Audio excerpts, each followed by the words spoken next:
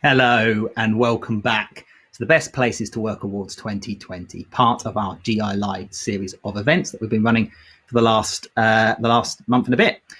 We're getting ever closer to awards time at 4 p.m. Do stay tuned for that. But we still have some big talk sessions for you first. And this panel is a huge one. It's on practical steps the games business should and could take to improve the diversity and inclusivity of the workplace. To introduce the panel and explain a bit more, let me pass over to our excellent host, Ukie CEO, Dr. Jo Twist. Thank you, Chris, and welcome. It's a delight to be here. I always love the Best Places to Work Awards, so it's a highlight in our calendar, so I look forward to later on. My name is Jo Twist. I am the CEO of UK Interactive Entertainment, a trade body that represents games businesses across the UK. I've been asked to host this fantastic panel. We have 4 brilliant speakers today. And we're really just going to explain and just explore some of the themes that we're really sort of observing generally around EDI practices. I think obviously it's been a particularly interesting year for us all, or interesting 6 months. And I'll get them to introduce themselves in a minute. But this is about practical steps. Earlier this year in February, as many of you will know, we unleashed the industry-wide Raise the Game pledge, which is centered around 3 key pillars. And with that pledge, we want 200 games businesses to sign up across the UK. And really the pledge is designed to, at whatever stage you're at in your journey, because improving practices, there are some simple steps which we'll explore in this session today, but it's a hard journey and it doesn't happen overnight. And the 3 pillars are around hiring and recruitment practices, around workplace culture and the environment, and of course, how that then impacts on-screen representation, which is incredibly important. We are one of the most important and effective communications medium for the 21st century, so it's really important. So without further ado, I'd like to hand over and ask my panelists to introduce themselves, just a short introduction, who they are and where they work, what they're responsible to. So let's go first to Cinzia, if you would like to introduce yourself, please.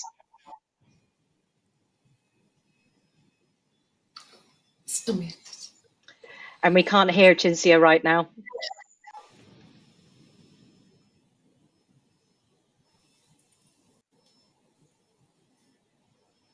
We still can't hear you. I'm just going to then, while you sort that out, let's hear from Liz. Liz, would you like to just give a quick intro, as if you need one? Hi, can you hear me? Yes. Oh, great. Hello, I'm Liz Prince. I run a specialist games recruitment business called Amicus. I've been a recruiter for almost 27 years and a woman working in the games industry for 16 years. In 2018, we launched a pro bono initiative called Putting the G into Gaming, and we focus on increasing and promoting diversity in the games industry.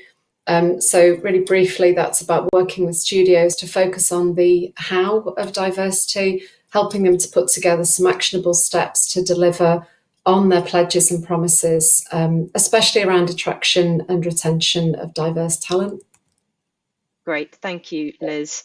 Suneet. Hi everybody, I'm Sharma. I'm a legal executive at SEGA Europe, and I'm also founder and chair of the LGBTQ plus network at SEGA. Along with that, I also sit on the gaming-wide LGBT network Out Making Games, where we look at driving LGBTQ plus inclusion in the industry. And you are relatively new to the games industry, and we'll go into that in a minute. Yes. Nida. Hey, I'm Nida. I'm a user experience designer and researcher at Netspeak Games. I'm also on the founding team of Plug and Play, so we're an initiative that started last year focused on the inclusion and retention of people of colour in the industry. And let's go back to Cinzia and see if she is successfully connected audio. Can you hear me? Yay! I'm Cinzia. I'm Diversity and Inclusion Advisor at Splash Damage. I've been at the company for about 3 years and started running the Diversity and Inclusion group like 2 years ago, and then ended up just making it my full-time job. Fantastic stuff. Thank you, panelists. So let's get cracking. We've got 45 or 40 minutes, and we would like to leave some room at the end for some questions from the audience, from those watching. So I guess generally, from where I sit, I talk to a lot of other creative sectors as part of my day job at Ukie. And I think there's been some concerns about the current climate for diversity inclusion. In the games industry, we had a lot of momentum, I think, at the beginning of the year, and it's been built up over a couple of years, a few years. But I think because of lockdown and because of the sudden issues that the pandemic have brought about, others in other sectors sort of feel like EDI is sort of fallen down the priority list. Liz, from your perspective, what's your perception of this? Yeah, I think Joe, one of the difficult things was the message that came kind of from government around the gender pay gap reporting. To sort of say that's going to not happen this year because of the pandemic. I get it. I know that things are really difficult if we're all remote and obviously just coping with what we've been coping with. But I felt that was a bit of a message from the top that maybe EDI could be put on ice a little bit. Yeah, I think that was a difficult thing from my perspective. Yeah, that's I suppose that's the initial thought, Joe. But I guess, because we've heard from a lot of games companies compared to other sectors that during the lockdown in particular, they are still recruiting. People have still been onboarding. Yeah. Have you seen any sort of change in recruitment practices or anything like that during the last kind of 6 or 7 months? Change, definitely. I mean, obviously, everybody had to pivot immediately to how on earth do you actually recruit? How do you get across your culture when nobody's together? Normally, when people are at interview, they're meeting lots of people. They're just feeling the environment. So studios have definitely had to try and find different ways of getting that across to candidates within the interview process.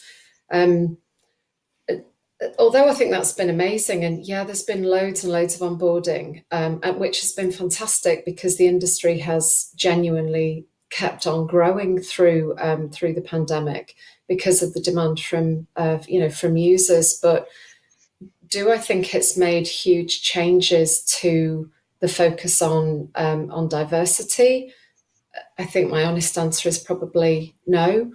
I think there has been some interesting things that have come through, things like video presentations and video interviewing. There's been quite a lot of, I won't say research, but certainly hearsay that that women have found that environment perhaps a little easier. That kind of the confidence that perhaps some women don't necessarily have in face-to-face interviews, they have found themselves feeling more at ease. Obviously, you're in your home environment, so you can just feel that little bit more comfortable. So we have seen women do better through this interview process as it stands through lockdown. And I guess, Sony, you're relatively new, I believe, into the games industry, and you're at quite a large company like SEGA. What's been your perspective in terms of the climate of diversity and inclusion in the games industry from your perspective? Thanks, Joe.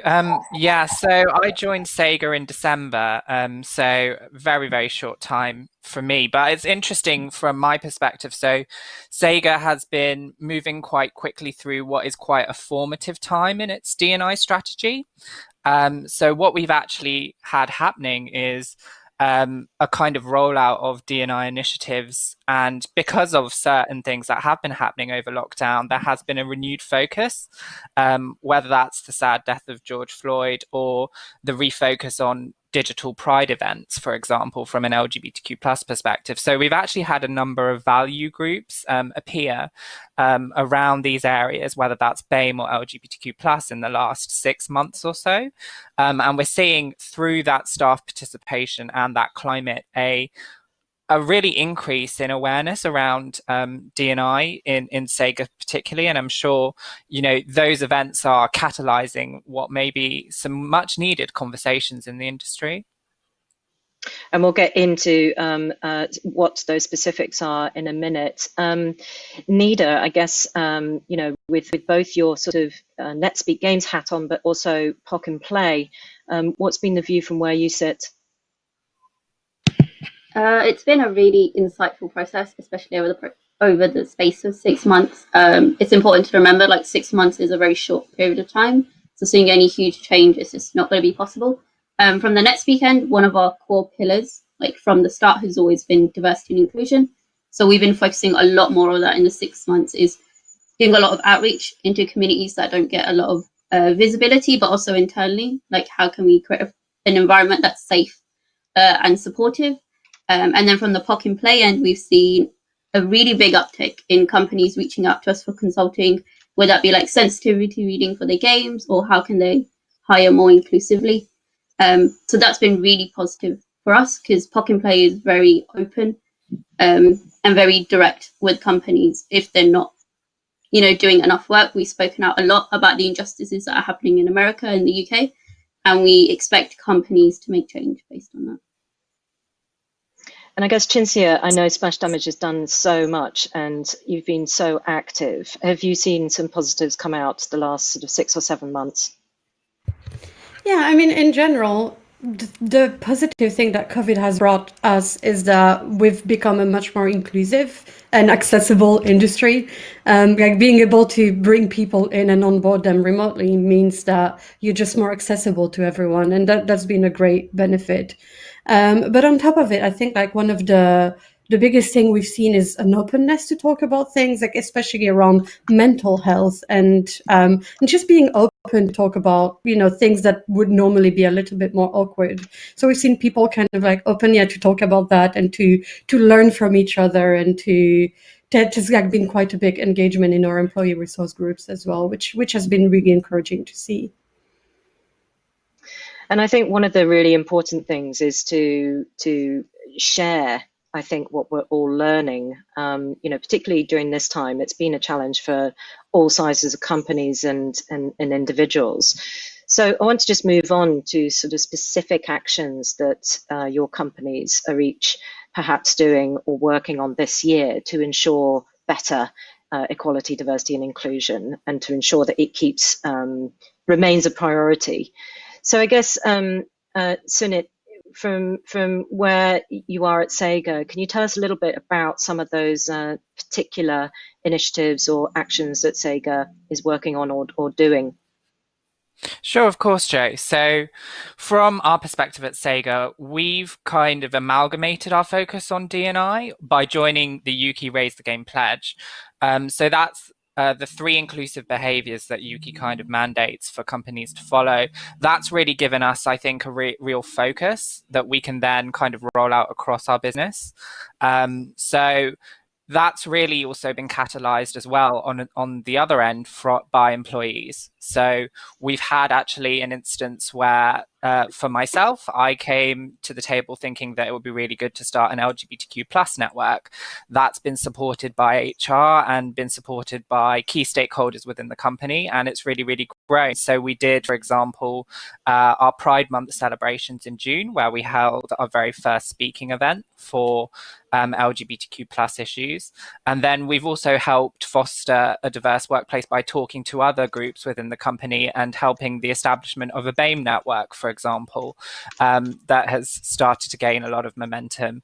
And what we're actually seeing is that within those networks, we're enshrining the Raise the Game pledges and making them part of the DNA of those groups. And that is kind of starting conversations that are feeding back into really positive kind of inclusive behaviors. So, for example, we're now moving forward with a mental health wellbeing group, which, you know, is something that is really sorely needed in a time where people are working from home from an extended period. So it's all amalgamating in some really interesting, important conversations where we're reprioritizing D&I. I think that's really good to see, and I think particularly, you know, the mental health issues that have always been there but have been exacerbated by lockdown is incredibly important. I mean, Liz, you know, you mentioned the G into Gaming initiative. What kind of progress do you see being made with that initiative? I've worked quite a lot, Joe, through lockdown with companies who are kind of seeing what they look like from the outside in. So things like, what does their website say about them if you're an underrepresented group within the games industry? There's some really interesting websites that don't necessarily focus, for example, on the people as much, or the culture, or the values, or indeed kind of what their approach to diversity and equality actually is. It tends to focus on the players and the games and the product a lot more. Yeah, so that's been really interesting. I think as well, the sort of front end in terms of when you come to recruit, I talked really recently about this kind of enforced worldwide experiment that we've just had with flexible working and remote working.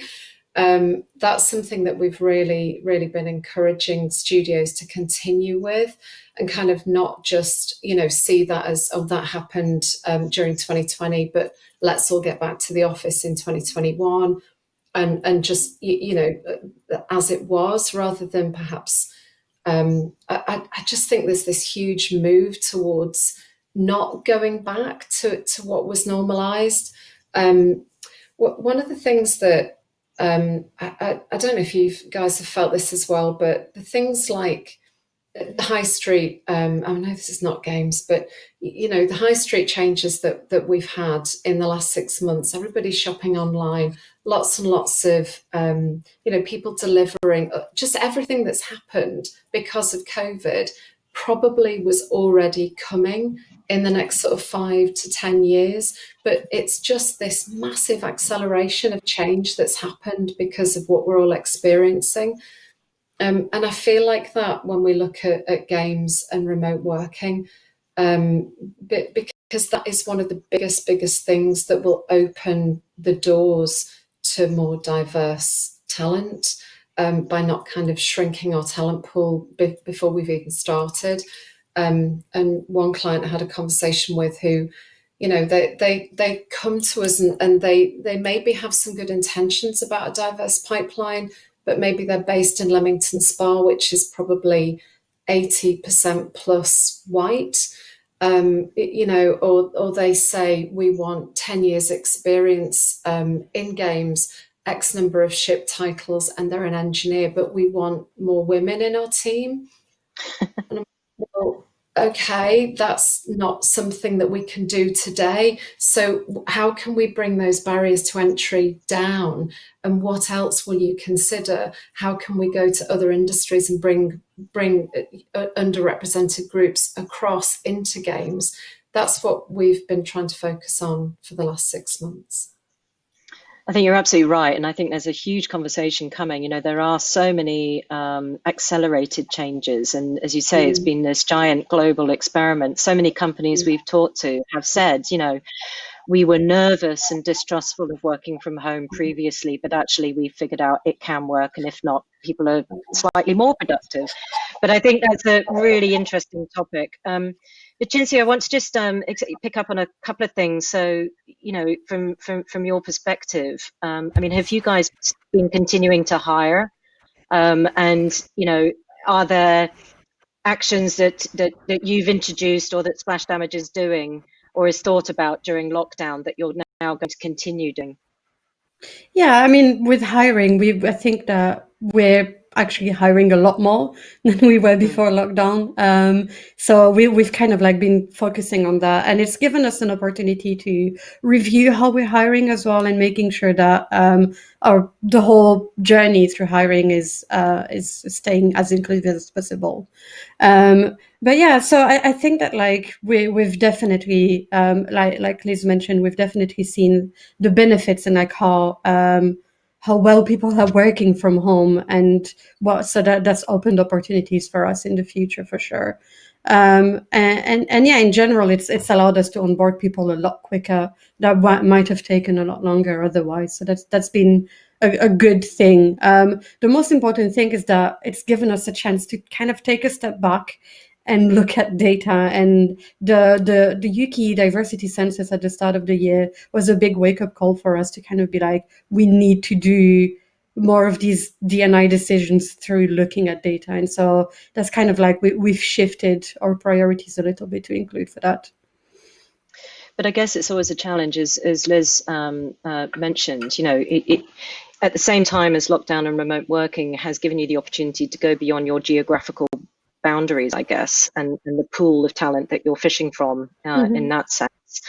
I think one of the questions that I personally have as a CEO is, for example, how do we dip into that wider pool beyond the geographical barriers or boundaries? I mean, Nida, you sort of mentioned from POC and Play perspective, and I guess from NetSpeak, because diversity has been baked into the DNA of the company. But how, you know, what advice, how do you do that sort of outreach, particularly if you are looking to hire, or even if you want to be able to get someone in the ether in to do a placement, for example, or work experience? How do you do the outreach? I think for us, it's looking beyond our circles. It's very common for the UK games industry to just post something on Slack where they're looking for an internship, you know, for someone they know, or like a job posting. For us, we do a lot of outreach with universities, diversity organizations, and those have been really key pillars for us. And for us, it's really important to hire diversely. So we're always adapting our job specs to be quite open and inclusive. We don't really say you need to have X number of years of experience or you need to be based in a certain place. We're open to remote working, so we've got people from over 12 different countries working for us, and in total, about half our company is 50% gender minorities. And that's just because we've been open to new perspectives and new backgrounds. Some of us don't even have games experience, and for them it's their first game. Some people are from working class backgrounds or deal with chronic illnesses. It's just the company adapting to like the type of people they want to look for, rather than expecting people to change themselves to fit in. We're really adaptive and flexible in our approach. I think one of the things that does concern me is you know, just listening to Shanila's talk as well about education. You know, there is a lot of concern within education generally, within schools, but also FE and universities as they return back. I mean, you know, how is there is there an idea around, or does this exist? Does a program of work that companies can easily pick up, or a template that companies can easily pick up to be able to get an intern or someone to do work experience? Does that exist? Should it? Should we create one? So there's definitely examples of that have been happening through lockdown. There's a chap called Matt Wilson who's at Priestley College in Warrington, and he has put an internship program together with TT Games. And actually that's worked better because it's been remote, or because people haven't had to travel. So the accessibility of that is actually huge. Whereas, I mean, God, it's like conferences and going to other places, isn't it? Everything costs less now, and even the time that you have to put in with, for example, an intern, it can be kind of reduced because you can do it online. I think in terms of a template program, not from my experience, I don't think that exists, but there's definitely people doing it. So I don't see why we couldn't start to roll that type of thing across the industry. I think it'd be incredibly useful.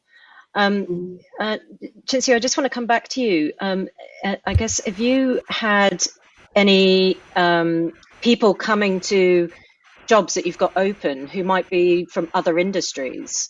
Have you seen any sort of changes in that? I mean, in general, we kind of try to encourage that. This is my first job in the industry, so I'm an example of that.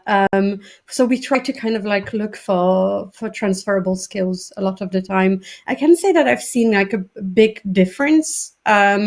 But where we've seen like a big difference is that since we've been talking more openly on social media about like our diversity and inclusion initiative, we have seen more diverse groups of people coming and applying for us. So we have seen like a big difference in the pool of talent there. But I can see that like with industry specifically, we've seen something in particular, but we have been making an effort to reach out to people from other industries to make sure that we have like a good pool of talent that does different things and that might bring an experience that we wouldn't get in the industry otherwise.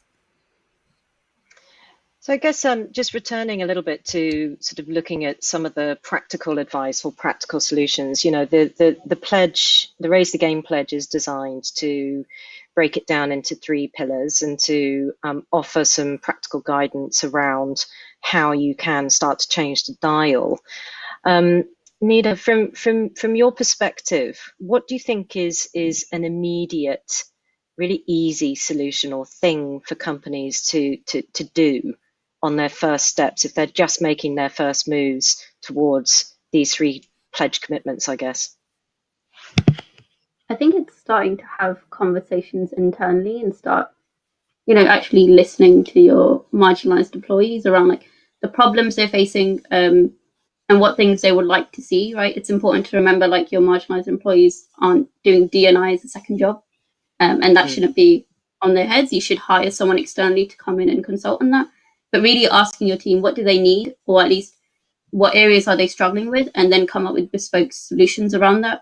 The pledges work as really good guidelines to get you started rather than like a set of rules that you must follow, and adapt that to your company needs. I think it's an important one. Sunit, from your perspective and also sort of setting up that internal group as well, what is an easy way in or a practical sort of first step that you could suggest? I think Nida kind of covered having those critical conversations, which I think is actually extremely important as a very first step. One of the commonalities that I've kind of found going to different companies, which I did, to talk about their LGBTQ networks before I started SEGA's, was resource and time. There are the 2 things that are, so pressurized in this current environment, especially HR trying to focus on working from home and COVID and staff well-being. Some of these conversations can fall away. I think it's so important to continue to have those crucial conversations because they'll catalyze opportunities, initiatives, and encourage behaviors. So a great example is that I was just having a conversation with a member of HR, and we were just talking about a new employee record system that we were onboarding. And in the course of it, I ended up asking, oh, what genders does your record system acknowledge? And we got onto a conversation about ensuring that trans individuals and non-binary individuals are, can be reflected in our record system, for example. And it's those small wins and those conversations that I think you can really capitalize on, and they intrinsically, meet the three raise the game commitments in and of themselves, and that's where you can see some real traction. Jinsia, how about from Splash Damage's perspective? And I guess, what was the first step that Splash Damage took? Oh, wow. That was a while ago. I think our first big step was creating employee resource groups. So we have the BAME at Splash Damage, we have Women at Splash, and LGBTQ plus at Splash. Those were kind of like created naturally by employees. And this is when we started seeing that we needed to put more of a priority. So to me, that's like an easy first step. But again, as Nida said, don't rely on marginalized employees to do all the work for free. Make sure that you support them through monetary value, or making sure that that time is accounted for during the day. There's a few other things that are quite easy to do. It's like making sure that your contracts are gender neutral. That's super simple, but that's already kind of like, when you're onboarding people, you're making sure that they see that kind of thing, that it's considered. And then if you're a leader, not from a marginalized group, making sure that you're doing visible allyship, that you're talking about this, that you're talking about how you want to move forward, and make sure that your employees know that it's a priority for you. So it really is, that communication, that openness that comes from the top, that's throughout the organization, no matter what size you are as well. I guess resourcing this can be an issue, particularly for smaller companies. We know many companies in the games industry, the majority are SMEs, and they don't even have kind of legal functions, let alone HR specific resources. But having those employee groups, I suppose, if you are big enough, even if it's 2 people, is a good way to channel that thinking, right? Exactly. But it's about how you deal with that resourcing, because those ideas are going to come from those groups in terms of what needs to change. Liz, from your perspective, I mean, you obviously deal a lot with, and I think I've personally sent you a couple of examples of job ads that I've seen, and like, this is a bit like not inclusive, isn't it? But what's been the easiest step in your kind of observations for companies to take? I think, God, I worry, if I'm honest, Joe, that EDI is kind of sometimes something that's put into HR or marketing, perhaps marketing in a smaller company, or as the guys have been saying, that it's groups of individuals within bigger companies. The best organizations with the really inclusive cultures are those kind of where it's embodied by the leadership team, and it flows sort of authentically throughout the organization. So it starts to become part of the DNA, which is something Nida was talking about earlier, because it's living, it's part of the culture, and it's not just a set of tick boxes to be achieved. So I think the first thing for me is about engaging senior leaders, but establishing the why. Why do you want a diverse workforce and an inclusive culture? Why is that important to you as a leader and as a studio? Because I think once you've got the why and it's genuine, then you can establish your plan, which for me, kind of in a nutshell, definitely gather some data, definitely talk to your people, as already been said. And then you can set some goals, and then you can pick some tasks to focus on, do them, review, repeat. That's sort of I suppose the project management for me of where to go. There's definitely some specifics if you want to talk about some specifics, Joe. Yeah, I would love to hear some specifics, and I'm sure Yeah. companies listening would love to hear some specifics. Okay. So something you've just talked about, the job descriptions. So as I think Chintzia said, just looking at the wording that you're using within job specs, and I think it's been said a lot over the past couple of years that women will deselect in particular when they, especially when they see lots and lots of essentials and desirables within the job spec. So really thinking about what is actually essential to do this role.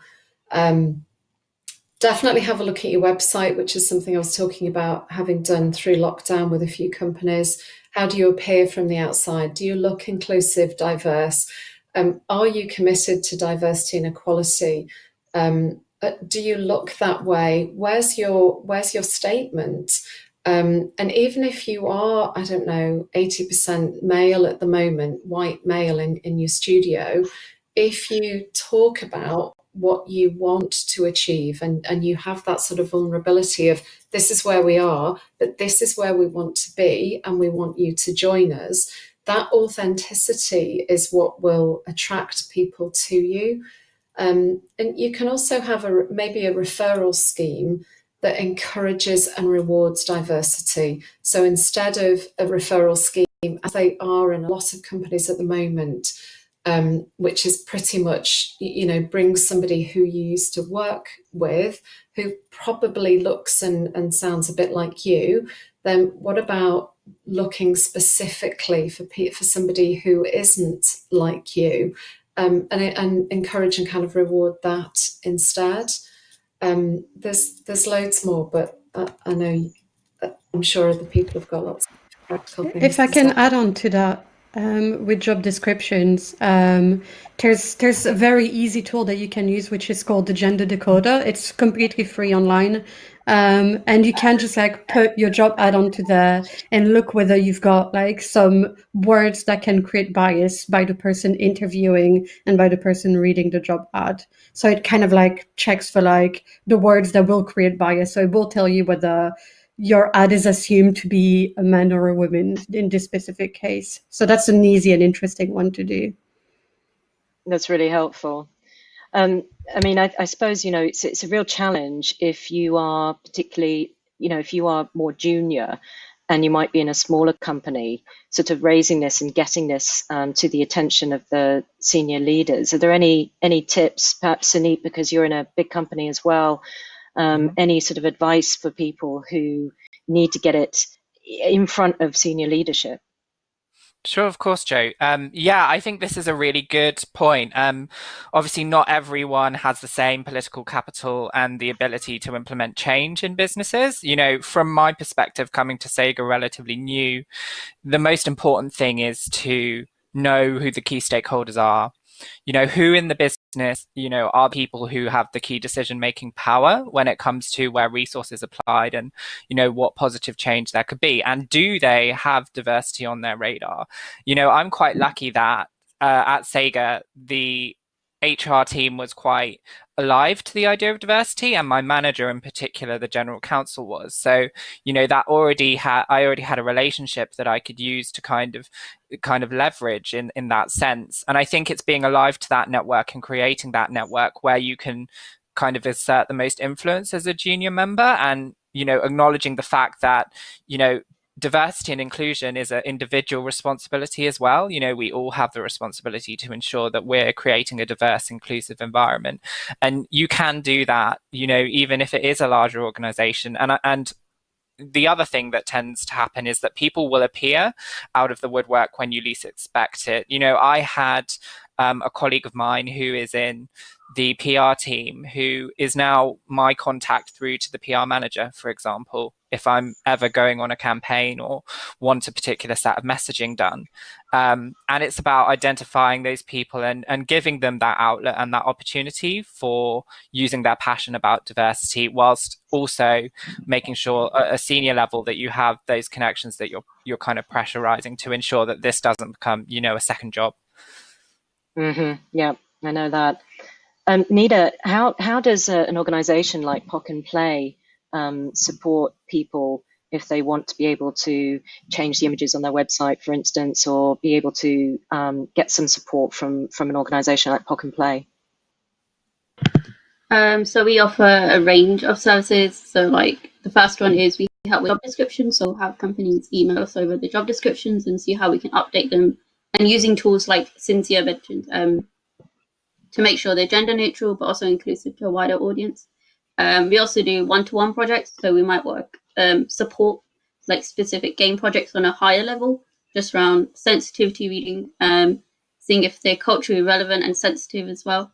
We're also currently working on like industry profiles as well, so for us to showcase and make visible different types of leaders in the industry of different ethnic backgrounds, to show people different role models, and that anyone can make it if they wish. On social media, we actually do connect with a lot of employers as well, like boosting their job specs or any opportunities that they have, and helping them kind of refine those as well. So we recently worked with the team at Unit 2, kind of proofreading some of the work around their new creator game, so that a lot of the visuals and marketing that you see do actually include people of colour. And that's been getting a really positive response. Again, it's very bespoke, based on company as well. That's fantastic to hear, though. The more support out there, the better.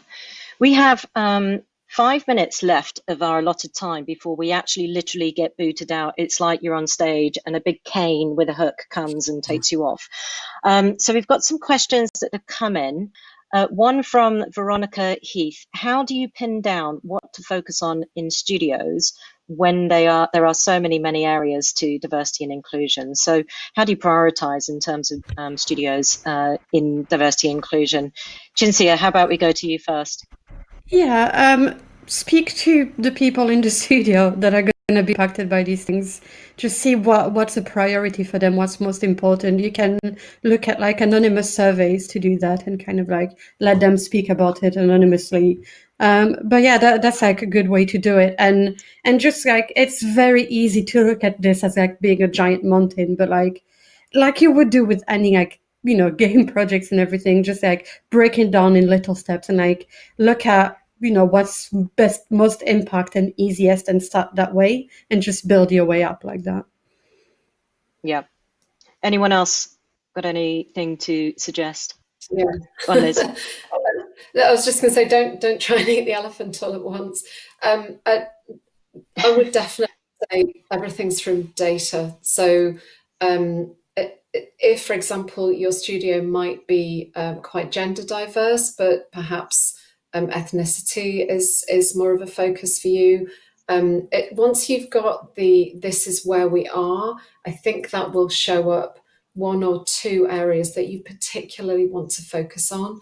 You know, so it maybe retention is poor, or leadership level, you know, gender diversity at leadership, whatever those things fall out of data, then choose one or two of those and just really focus on the processes that feed into those. So that might be promotion, it might be how people are chosen to go onto teams, you know, that type of process that could be incredibly biased. Again, attraction, I think it will fall out of data if you get the data first. It's always about data. Sony? Yeah, I definitely echo that. I think you'll find that a number of priorities come to the fore once you start having those critical conversations. So make sure you're having them. Make sure you also get an external eye to have a look at your business and give you just that honest opinion. You know, SEGA went to a diversity consultant as our first step, and it's really, really good to get a lay of the land and see, you know, particular areas where you may be behind or where you may need to focus on. And I think that really helps you prioritize. It's important to do those pieces, of course. And I think those two kind of areas, the working with someone who's external and then working internally, can give you that critical data that you really need to make those kind of initial prioritizations. I'm going to, we've got literally 3 minutes left, so I'm going to ask this question, which is from Load of Geek, rather. I've been trying to work in the games industry and not getting past the interview stage. Do you think people of color have to work twice as hard to sell themselves? I'm going to aim that at Nida first and then Liz. God, that's such a loaded question. God. No, but I completely understand that sentiment. And I do feel like you often have to work twice as hard just to first get the visibility, and then get consideration for any type of job. I mean, there's stuff like people seeing your name, or seeing how you look and making judgments, and it's all around like unconscious biases that we have. But a big thing for me is like, don't let that put you down or stop you from doing anything. There are a lot of groups out there that are supporting people like you and helping you find work. So the work POC and Play does is, through our monthly meetups that we used to do in person and now that are going remote, we actually helped some students find work in the industry, whether that be like internship placements or like full-time work. And that's working with them closely and personally, whether that be through like CV support, portfolio advice, helping them prep for interviews, or just providing a safe space to talk and vent. Like, I think that's really important as well, is in companies, is ensuring like your employees feel safe enough to talk openly, whether that be with the CEO or within their own groups. But just coming back to that point of, you are going to have to work hard, but like there is help for you out there. And if you ever need any help, like organizations like POC and Play, Black Girl Gamers, SEGA are right there helping people at different levels. Thank you. Liz, you've got 20 seconds. Oh my God. Definitely have a look at websites of organisations and see whether you see yourself on their website. If you do, then obviously you'll feel that there's a lot more affinity potentially. Do you have to work harder? Possibly, yes. But I would say as we change the games industry, that is definitely going to become a thing of the past. Thank you so much. We are out of time. Thank you so much to my wonderful panelists. And we will wait to now be all muted. Back to you, Chris. Thank you, Joe. Thank you, everybody. Thanks to all our panelists. That was superb. There is more diversity discussion with Siobhan Reddy at 3 p.m. We have the Putting the G into Gaming Awards ceremony as well, which is for an individual making change in this area at 4 p.m. So more from this important topic to come.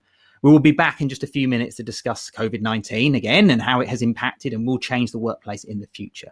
You can watch that on live.GamesIndustry.biz or via our YouTube channel. And in fact, if you are watching right now, you can probably see the link in the YouTube chat. So yes, do come back for that in just a few minutes. Click on it. See you in a bit.